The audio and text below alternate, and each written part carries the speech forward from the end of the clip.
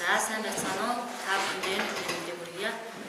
За энэ жилийн илтгэлийн сэдэв бол сургалтын хөтөлбөрийн хэрэгжилт, танхимын ба захин хичээл асуудал шийдэл гэсэн сэдвтэй байсан. За тэгээд сургалтын хөтөлбөр гэдэг бол одоо бага дунд ихтэй сургууль, дээд боловсрол гээд маш том агуулгыг авч үздэг учраас ерөнхий боловсролын сургууль одоо бидний хувьд хичээлийн хөтөлбөр гэдэг зүйлийг бол одоо авч үзэх нь зүгээр болоо үзэж бодсон үднээс сэдвээ ингэж нэрсэн байгаамаа. За тэгээд дараа онлын хэсгээр тайлбарлаа явуулнаа.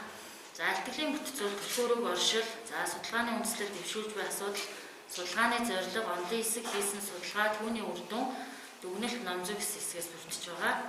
За төлхөөрөг хичээлийн хөтөлбөр, танхимын хичээл, цахим хичээл өөрчлөлт гэсэн одоо үгээр тулгуурлаж илтгэлээ бичсэн. За судалгааны үндслэл яагаад энэ судалгааг авах болсон бэ? За цаг үеийн нөхцөл байдалтай холбоотойгоор хичээл сургалтын үйл ажиллагааг тасалдуулахгүй тулд тэл хичээлийг зохион байгуулад багагүй хугацаа өнгөрлөө. Энэ хугацаанд багш эцэг их сурагчдад нөхцөл байдлаас шалтгаалсан одоо түүнээс үүдэлтэй сэтгэл зүйн асуудлууд харьцан адилгүй нөлөөлж байсан. За өмнөх хөл оройны үеийн тэл хичээлийн үр дүн улсын хэмжээнд сурагчдын 57% нь тэл хичээлийн хурд болон ойлгомжтой байдлыг дунд болон муу гэж үнэлсэн байт юм ээ судалгаанаас үзэхэд. За бидний хичээл ордог ангиудын хувьд ч мөн адил тэл хичээлийг үзэх, тэмдэглэл хөтлөх, багштайгаа эргэх холбоотой ажиллах байдал маш хангалтгүй байсан. Хаврын одоо хамгийн анхны хөл оройны үеийн тэл хичээл үед бол харин энэ удаагийн хөл оройны үеийн тэл хичээл багш эцэг их сурагчдын хамтын үйл ажиллагаа сайжирч үр дүн гарч буйг судалгаагаар баримтжуулан харуулахыг зорилоо. За энэ маань юу гэсэн үг вэ гэхээр ерөөсөө энэ тэл хичээл бол үр дүнтэй болоод байгаа юм байна. Энэ тэл хичээлийн одоо үр дүн бол энэ багш эцэг их сурагчдын хамтын үйл ажиллагаа сайжраад байгаагаар бол харагдаж байгаамаа.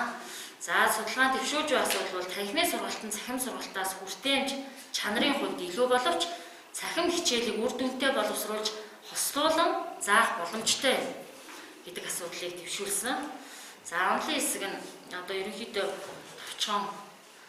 За хичээлийн хөтөлбөр нь сургалтын хөтөлбөрт тусгагдсан хичээл тус бүрээр суралцагчдын эзэмшил зохих онол практик мэдлэг чадварын агуулга, сэдэвчилсэн төлөвлөгөө, үнэлгээ, арга зүй, тухайн хичээлийн багтаамж, энэ дотроо багц цаг, за ажлууд зохих, ном сурах хүчиг, их сурвалжийн захиргаалтыг тодорхойлсон баримт бичиг мөн гэж тодорхойлсон байт юм байна. За тэгэхээр энэ болохоор яг тухайн хичээл дээр буугаад ирэхээр хичээлийн хөтөлбөр юм байна. Нөгөө бага ангийн боловсролын, дунд ангийн, ихтэй сургуулийн гэдгээр одоо болохоор сургалтын хөтөлбөр гэж үздэг юм байна гэж үзсэн байгаа. За тэгэхээр хичээлийн хөтөлбөрийн зорилгоо тодорхойлохоос эхэлнэ.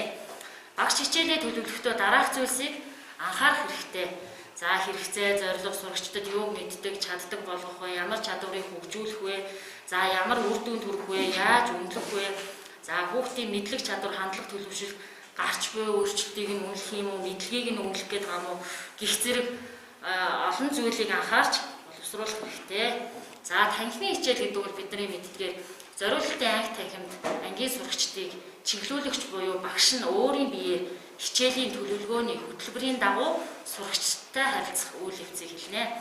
1921 оноос хойш Монгол улсад танхимын сургалт үүсч сургалтын агуулга, арга зүй орчны хувьд төгсөөр өнөөдрийг хүрчээ.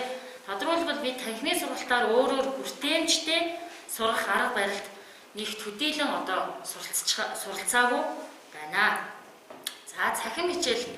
За цахим хичээл гэдэг нь мэдээлэл харилцаа холбооны технологид суурилсан сургалт юм аа. Өөрөөр хэлбэл компьютер, вебд суурилсан ТV арендагийн сургалт гэсэн хэлбэрүүдтэй.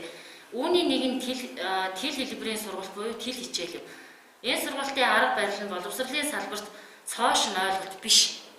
Гисэн хэдий цаг үеийн байдлаас үүдэн боловсролын бүх шатны байгууллагууд урт хугацааны туршид энэ арга барилыг ашиглах шаардлага гарснараа шинэ гэж тодорхойлоход хүрээд байгаа. Нэг л ингээл цахим хичээл гэхээр нэг шинэ юм нэвтрээд ороод ирсэн юм шиг бид нар хүлээж авч болохгүй юм аа. Энэ бол байсаар байсан. Харин одоо энэ хүнд нөхцөл байдлын үед урт хугацааны туршид энийг хэрэгжүүлэх гээд ирэхээр л бид нар энийг шинэ юм байна гэж хүлээж аваад байгаа юм байна гэж дүгнсэн. За судалгааны зорилго хичээлийн хөтөлбөрийг хэрэгжүүлэхэд цахим хичээлийг зохион байгуулснаар сурагчдад гарах эерэг үр дүн судална. За судалгаанд 9-гийн 6-гийн Е ангийн 45 эцэг эх 61 сурагч оролцсон. 3 ангийн хамруулж авсан байгаа. За эцэг эхээс авсан сурагчдын эцэгхээс авсан судалгаа. За хөл хорионы үед хэл хичээлийг үзэх боломж байсан уу гэсэн өдөр болгон үзэж байгаа. Заримдаа боломжгүй. За заримдаа гэдэг дээр тайлбар болохоор нөгөө яг тухайн цагтаа үзэж чадахгүй байна. Тийм болохоор заримдаа гэдгийг авсан шүү. Дараа нь нөхөж үзээд багш нартай хичээлийг илгээж байгаа гэсэн одоо хариултыг өгсөн байгаа. За тэгээ хүүхдийн хувьд хэл хичээлээ танай хүүхдийн хувьд хэл хичээл хэр үр дүнтэй байсан бэ? За маш сайн, дунд зэрэг хангалтгүй. За энэ маш сайн хангалтгүй хоёр ерөнхийдөө нэг ижил хариултаа байгаа. Тэгэхээр энэ хангалтгүй гэдэгтэр ингэж үзээд байгаа байхгүй юу?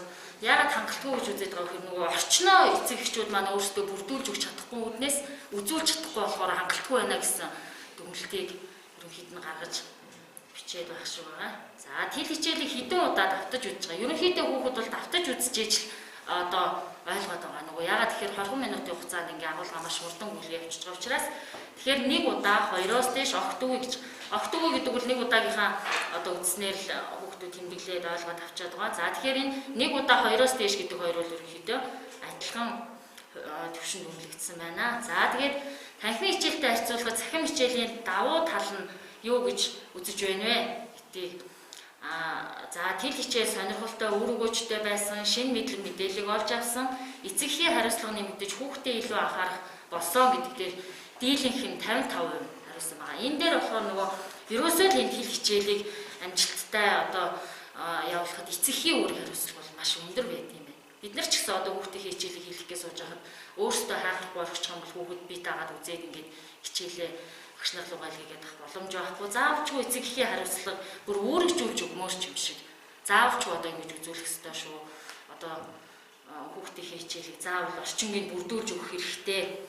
За тэгээ судалгаанаас үзэхэд хөл хорионы үеийн цахим хичээлийг судалгаанд оролцогчдын 52% нь өдөр бүрүүлсэн, 45% заримдаа гэж хариулсан. За тэгээд ихэнх хүүхдүүд 1-2 удаа давтаж үзсэн байна. За сурагчдаас авсан судалгаа.